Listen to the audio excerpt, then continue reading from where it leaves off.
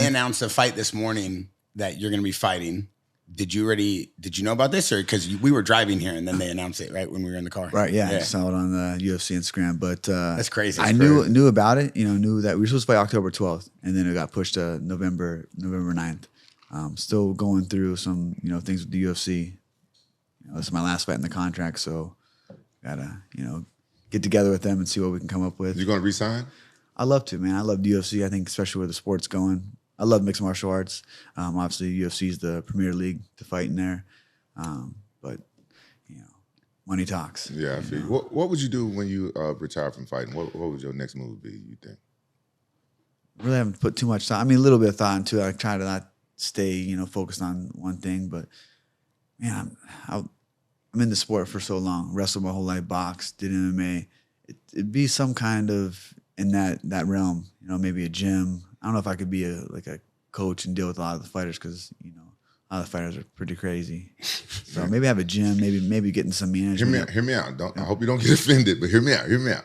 I think you need to start a biker gang. Biker gang? A biker gang. We got a little club in Ohio Gorillas. So why a biker gang? Club. Look at him. Look, it look cool. I couldn't pull that off, but look at him. I promise you. What do you want me to specifically look at?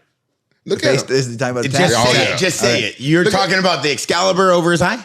He looks, bro, is that what you're talking about? He looked like a leader of a biker gang, bro. You can do movies. There's an elephant in the room. Do you want to address it? There we go. I'm saying it right now. Why don't you just say it? I'm saying it right now. No, but say it like to all of us. I'm saying okay. I'm saying why I'm saying it. When I got into fighting, I knew that I wasn't going to retire at 60 years old. So I was always looking for what's my next move. And I like entertaining people. So even coming to the UFC when I was in Pride, I had already known, like, man, I want to go into do something else, acting, TV, whatever. So I asked a lot of fighters that, what's your next move? Sometimes people don't think about it, but. Yeah, I mean, it's in the back of my mind. Like I said, you can't fight forever, 33 now. You're young, you're in bro. great shape. Yeah, I still feel good. You look great. I still feel great. I wake up every day excited to go train.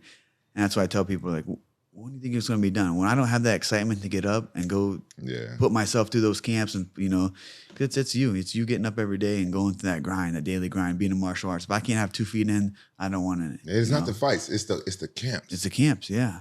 And I think as we get older or more mature, and actually the sport too, like back in the day, the training was different, like we're sparring whoever shows up at the gym. Could be a heavyweight, sparring Stipe, For real? I mean, we light spar, but, sometimes it was 70, 85 pounders when I was in Cleveland training with Marcus Marinelli, the strong style guys. Wow. And it wasn't many guys that are around our weight. So whoever showed up at the gym, that's who you're working with.